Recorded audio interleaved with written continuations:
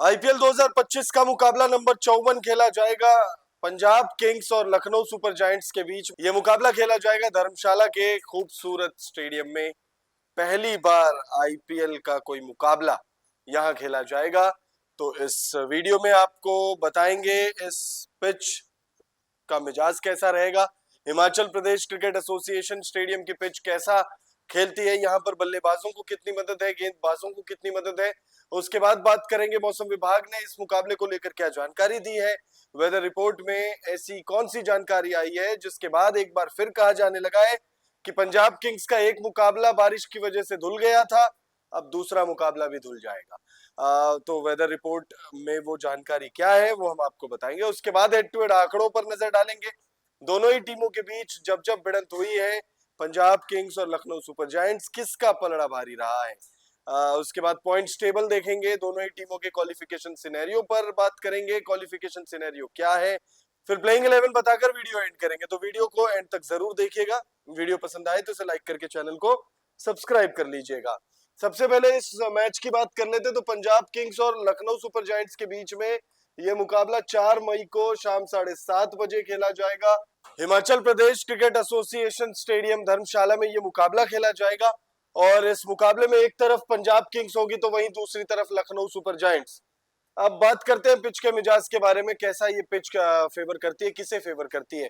तो सबसे पहले देख लेते हैं एचपीसीए स्टेडियम धर्मशाला की पिच रिपोर्ट क्या कह रही है। एचपीसीए स्टेडियम की पिच बल्लेबाजों के लिए अनुकूल होती है। यहाँ हाई स्कोरिंग मुकाबले देखने को मिलते हैं। टॉस जीतने वाली टीम पहले बल्लेबाजी करना पसंद कर सकती है ताकि बाद में पिच की स्थिति का लाभ उठाया जा सके। तेज गेंदबाजों को शुरुआती ओवरों में स्विंग और उछाल मिल सकता है जिससे वे महत्वपूर्ण भूमिका निभा सकते हैं। इस मैदान पर 13 मैचेस जो आईपीएल में खेले गए उसमें 62% मुकाबले जो है पहले बल्लेबाजी करने वाली टीम ने जीते हैं। तो 62% मुकाबले यानी 10 में से 6 मुकाबले आप कह सकते हैं कि आधे से ज्यादा मैचेस जो है वो पहले बल्लेबाजी करने वाली टीमों ने जीत हासिल की है। तो यहाँ पर बैटिंग सेकंड जो है वो थोड़ी सी मुश्किल हो जाती है।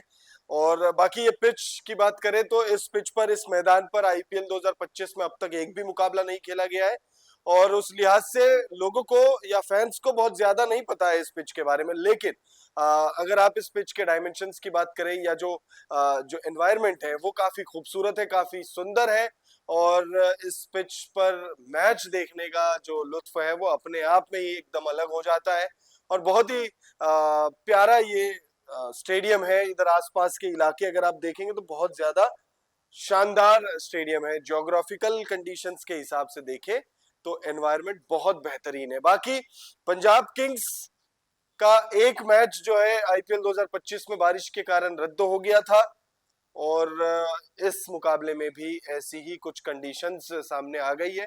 वैसे इत्तेफाक की बात यह है कि केकेआर और पंजाब दोनों के बीच वो मुकाबला खेला गया था जो रद्द हुआ है। एक ही मैच अब तक रद्द हुआ है आईपीएल 2025 में, वो मुकाबला कोलकाता के ईडन गार्डन्स में खेला गया था। और इत्तेफाक की बात यह है कि रविवार को जिस दिन ये मुकाबला खेला जाएगा शाम 7:30 बजे, उससे पहले 3:30 बजे वाला जो मुकाबला है वो केकेआर का होगा और उस मुकाबले में भी बारिश के चांसेस हैं। तो केकेआर का भी मुकाबला रद्द हो सकता है, पंजाब का भी रद्द हो सकता है और वैसे इन दोनों के बीच का मुकाबला जो है वो रद्द ऑलरेडी हो चुका है। मौसम विभाग ने क्या जानकारी दी है, हिमाचल प्रदेश में कैसा मौसम रहेगा। 54वें मुकाबले के लिए मौसम विभाग ने हिमाचल प्रदेश का मौसम मैच के अनुकूल बिल्कुल भी रहने का अनुमान नहीं जताया है। मौसम विभाग के मुताबिक 22 डिग्री तो वहीं 22 डिग्री मैक्सिमम, 13 डिग्री न्यूनतम तापमान। और अगर बारिश के परसेंटेज चांसेस की बात करें तो 50% चांसेस है, यानी मैच रद्द होने के चांसेस 50% है, मैच रद्द नहीं होने के चांसेस भी 50% है। मैच में दखल अंदाजी ऑलमोस्ट तय है कि इस मुकाबले के दौरान आपको बारिश का जो है, बारिश की वजह से मैच प्रभावित होगा, ऐसा आप कह सकते हैं। बाकी ह्यूमिडिटी की बात करें तो 77% ह्यूमिडिटी रहने वाली, और 77% ह्यूमिडिटी बहुत ज्यादा होती है। लेकिन यहाँ पर हिमाचल प्रदेश में अगर आप देखेंगे तो बहुत ज्यादा दिक्कत नहीं होगी क्योंकि टेम्परेचर अगर आप देखें तो 22 डिग्री है। मतलब भारत के और इलाकों में या जहां जहां और मुकाबले हुए हैं उन पिचों पर देखें तो इससे ज्यादा इससे ज्यादा तो न्यूनतम तापमान होता है, मैक्सिमम तो बहुत दूर की बात है, हम 40-40 तक देख चुके हैं। तो यहाँ पर मैच रद्द होने के चांसेस है क्योंकि 50% बारिश के चांसेस है। अब पीवीकेएस और एलएसजी के बीच जो 5 मुकाबले खेले गए हैं, टू आंकड़ों पर हम बात कर रहे हैं, और इन 5 मुकाबलों की बात करें तो एलएसजी ने 3 मुकाबलों में जीत हासिल की है, 2 मुकाबलों में पंजाब किंग्स को जीत मिली है। तो बहुत ज्यादा आगे नहीं है, लेकिन मैचेस भी बहुत ज्यादा नहीं हुए।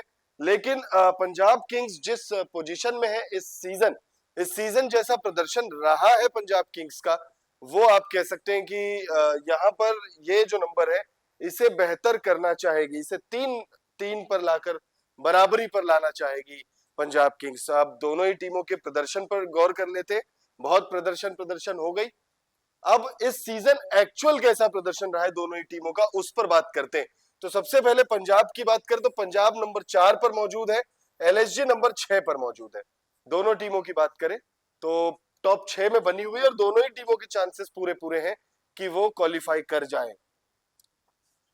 अगर आप पंजाब की बात करें तो दोनों ही टीमों ने वैसे 10-10 मुकाबले खेले हैं, लेकिन पंजाब का जो नंबर्स है वो थोड़ा सा बेहतर है। पंजाब ने 10 मुकाबले खेले हैं जिसमें 6 मुकाबलों में जीत है, 3 मुकाबलों में हार है, प्लस 0.199 की नेट रन रेट है, 13 अंक है इधर पंजाब के पास, 4 मैच बचे हुए हैं और बेस्ट केस सिनेरियो में यहाँ 8 अंक और जुड़ सकते हैं, 21 अंकों तक फिनिश कर सकती है पंजाब की टीम। हालांकि वो बहुत ज्यादा अनरियलिस्टिक लगता है सुनने में, क्योंकि लगातार 4 मुकाबले यहाँ से जीतना, और जो टीमें हैं उनके भी मैचेस हैं, वो भी क्वालिफाई होने के लिए खेल रही है, अनरियलिस्टिक लगता है। लेकिन अगर आप प्रेडिक्शन की बात करें तो 17 अंकों तक तो बहुत इजीली जा सकती है पंजाब की टीम, 17 अंकों तक बहुत इजीली जा सकती है, और हो सकता है कि नंबर 1 नंबर 2 पर भी फिनिश कर ले, बहुत ज्यादा चांसेस है। वहीं एलएसजी की बात करें तो एलएसजी भी बाहर नहीं हुई है अभी, 10 मुकाबले खेले, 10 अंक है, 5 मुकाबले जीते, 5 मुकाबले गवाए, -0.325 की नेट रन रेट है।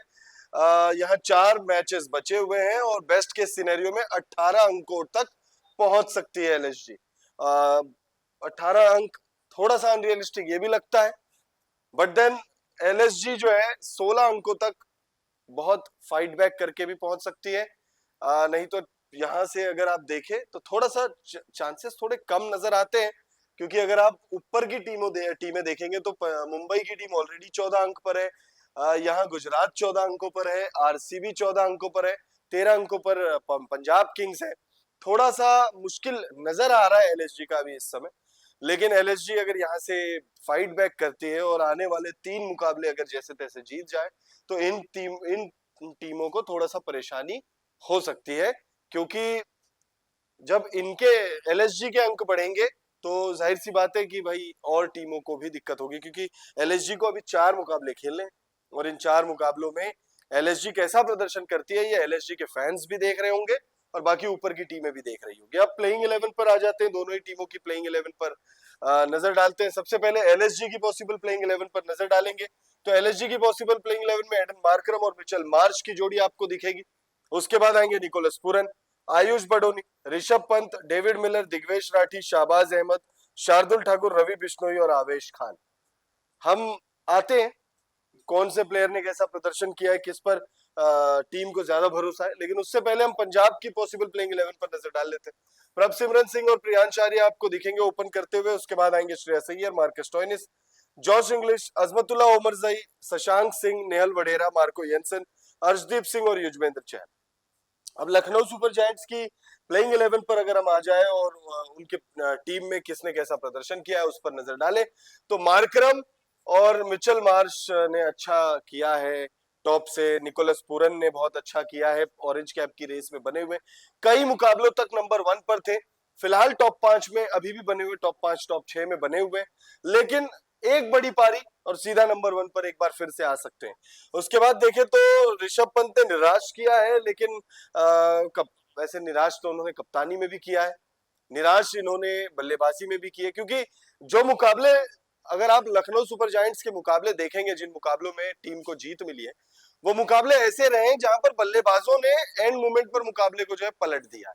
अब अगर 2 बल्लेबाज क्रीज पर मौजूद है, कप्तान क्या कर लेगा उसमें, कप्तान कुछ नहीं कर सकता। बल्लेबाज अगर क्रीज पर मौजूद है तो वो अपने कैलिबर पर मैच जिता रहा है, कप्तान फील्ड प्लेसमेंट, किससे गेंदबाजी करानी है, किससे कब गेंदबाजी करानी है, किससे कितनी गेंदबाजी करानी है, सिर्फ वही कर सकता है कप्तान। तो उस लिहाज से देखें तो 27 करोड़ी ऋषभ पंत जैसे आईपीएल के इतिहास के सबसे महंगे खिलाड़ी है, वैसे बहुत सारे लोग इन्हें आईपीएल के इतिहास का सबसे सबसे खराब कप्तान कंसीडर कर रहा है इस सीजन। अगर आप देखें तो बल्लेबाजी में भी निराशी किया इन्होंने, डेविड मिलर भी कुछ नहीं करे, दिग्वेश राठी किफायती गेंदबाजी कर रहे हैं, शाहबाज अहमद हो गए, शार्दुल ठाकुर के लिए ये सीजन अच्छा जा रहा है, रवि बिश्नोई हो, आवेश खान हो, इनने थोड़ी बहुत जो है कंसिस्टेंसी दिखाई है।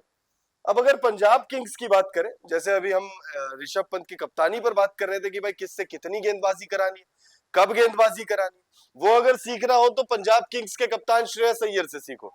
पिछले मुकाबले में सीएसके के खिलाफ युजवेंद्र चहल का तीसरा ओवर उन्होंने 19वें ओवर में कराया। युजवेंद्र चहल आईपीएल के इतिहास का सबसे सक्सेसफुल गेंदबाज, 200 से ज्यादा विकेट, हैट्रिक वो उस मैच से पहले ले चुके थे। पर्पल कैप की रेस में बने रहते हैं वो लगभग हर सीजन। 2 ओवर कराने के बाद युजवेंद्र चहल से ओवर ही नहीं कराते हैं श्रेयस अय्यर, और फिर जब राइट हैंडर महेंद्र सिंह धोनी मैदान पर आते हैं तब 19वां ओवर युजवेंद्र चहल को वो देते हैं करने के लिए। और युजवेंद्र चहल ने फिर क्या किया हम सब ने देखा, एक ही ओवर में 4 विकेट ले लिए, हैट्रिक भी निकाला।